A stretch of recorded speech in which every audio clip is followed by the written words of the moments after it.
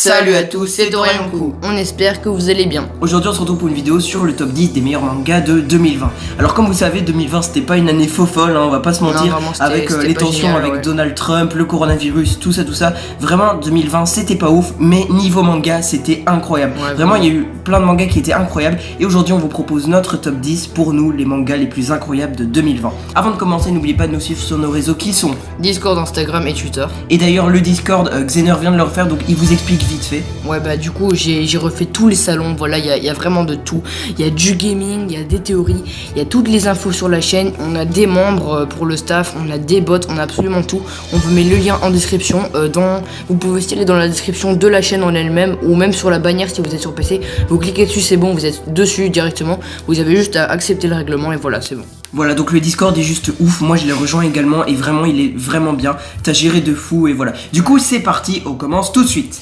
Donc en 10ème position du top, le CoroQuest tome 5. Alors voilà, donc CoroQuest c'est une série un peu, qui succède à Assassination Classroom, mais pas vraiment vu que c'est un petit peu un délire on va dire parce qu'ils se trouvent dans un jeu vidéo et tout. Et le tome 5, bah en fait c'est celui qui clôture absolument la série, il y aura plus rien après.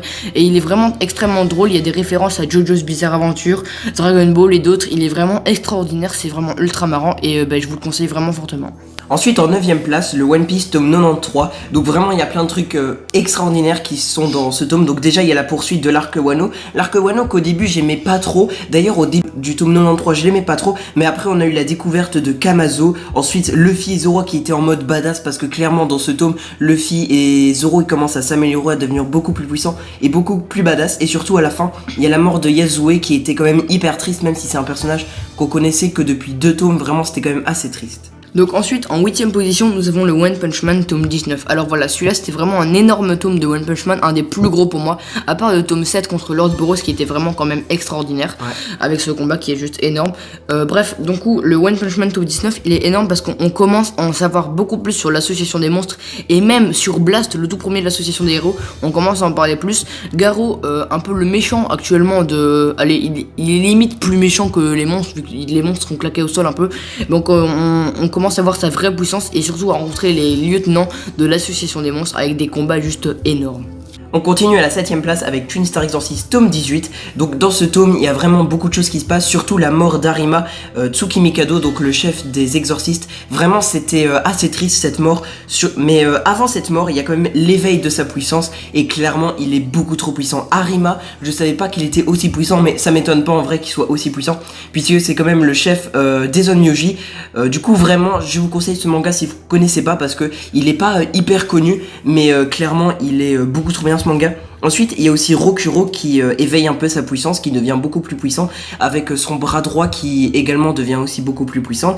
Sakanashi, donc le méchant, l'un des Basara les plus importants, devient aussi beaucoup plus puissant. Enfin, on voit sa vraie puissance. Oui, ils ont tous glow up un peu dans le Ouais, manga. clairement, dans ce tome-là, ils ont tous glow up. Ensuite, il y a Tenma et Tatara qui ont un flow juste monstrueux. Clairement, on voit la véritable apparence de Tatara et elle est juste magnifique. Clairement, il me fait un peu penser à Juzo, voilà.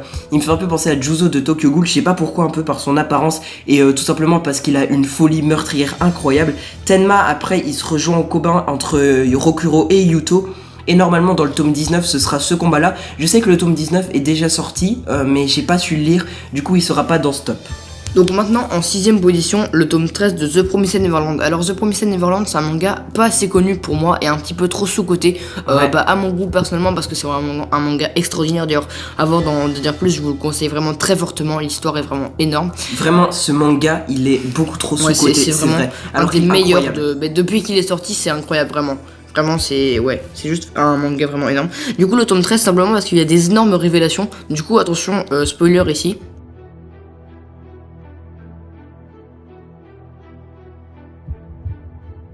Du coup, on commence à en savoir beaucoup plus sur William Minerva et sur ses alliés. Le combat contre Andrew est juste incroyable. La mort de Hugo est extrêmement triste, celle de Lucas aussi. Enfin, ils sont morts en même temps. C'est vraiment triste. Il y a des rebondissements. C'est vraiment un ascenseur émotionnel en fait, parce que t'as de l'action, t'as de la tristesse, t'as des révélations. Il y a vraiment de tout, et c'est pour ça qu'il est vraiment exceptionnel. À la moitié du classement, donc en 5ème position, on retrouve One Piece tome 94. On continue avec One Piece, toujours plus, hein, One Piece le best. Donc dans ce tome là on en apprend plus sur les Smiles, donc les fruits du démon artificiel avec Doflamingo et Kaido.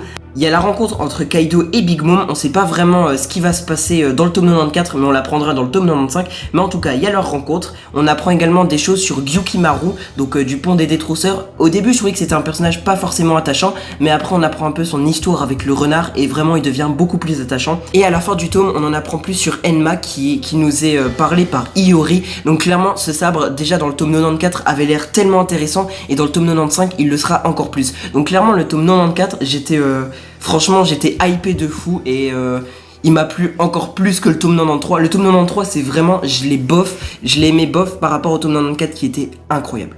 Du coup, en 4ème position du top, le Black Clover tome 23. Alors ça c'est un tome déjà énorme et c'est le dernier qui est sorti actuellement en France et Belgique, en tout cas ça c'est sûr, mais je suis pas sûr dans les autres pays, je pense au Japon. Je pense qu'au Japon ils sont au tome 25, un truc comme ça. Ouais, mais en tout cas en Belgique et en France c'est tome 23, voilà. c'est le dernier. Du coup déjà actuellement c'est le dernier et c'est un tome vraiment énorme parce que il y a un beau combat, du coup voilà, attention spoiler.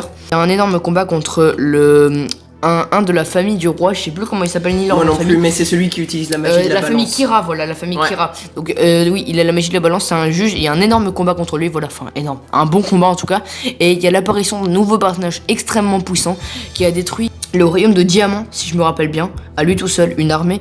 Et vous voyez Luke, il veut tout le temps se battre, et là il le dit bien qu'il n'a pas du tout envie de se battre contre lui. C'est vraiment énorme parce que c'était jamais arrivé, et on a hâte de voir la puissance de ce personnage totalement mystérieux et extrêmement puissant. Ouais, ce personnage a l'air juste totalement puissant, et son style a l'air totalement incroyable. Ouais, trop.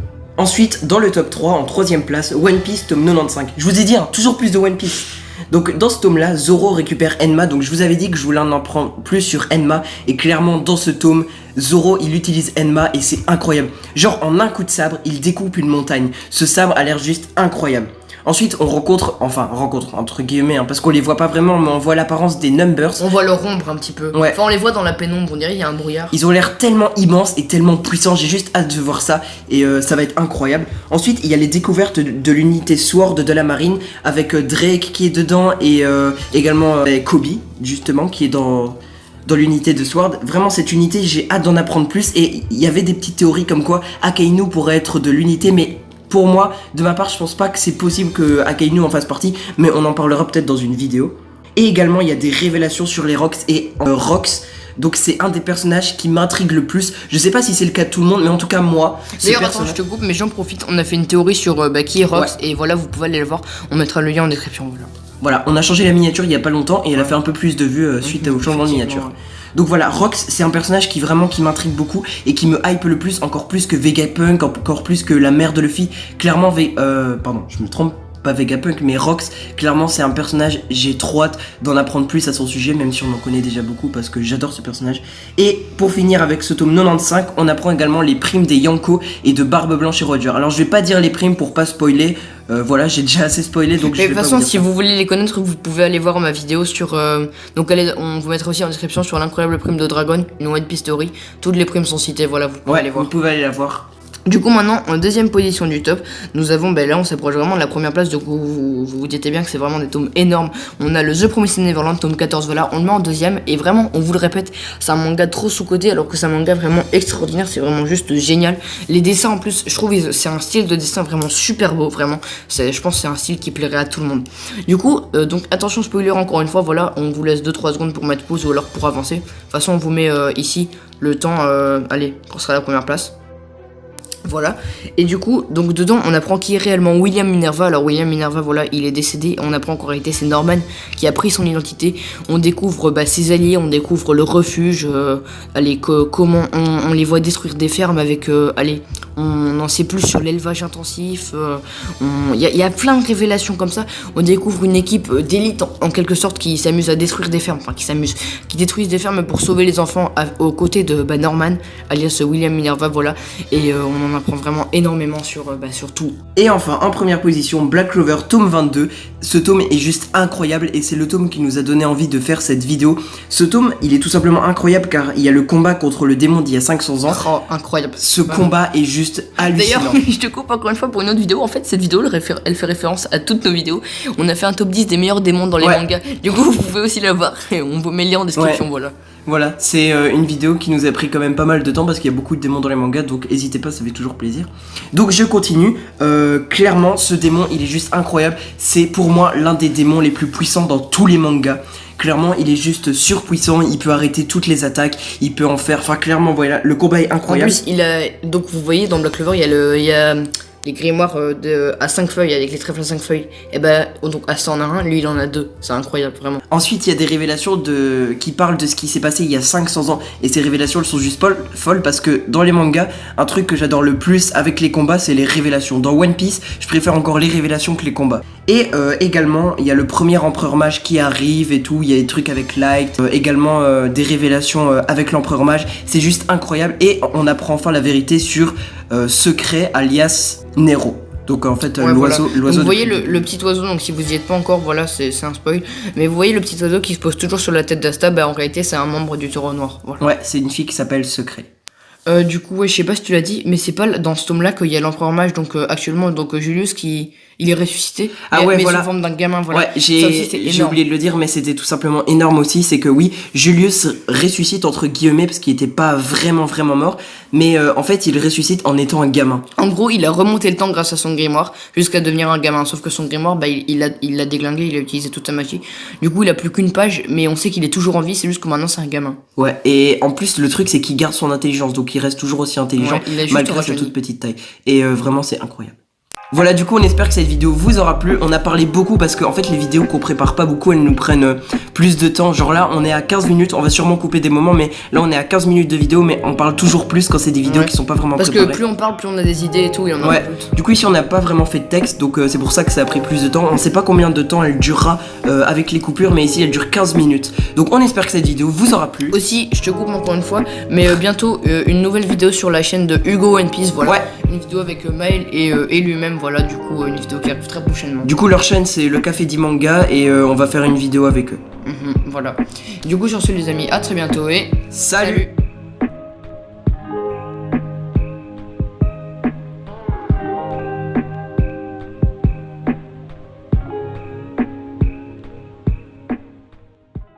Go.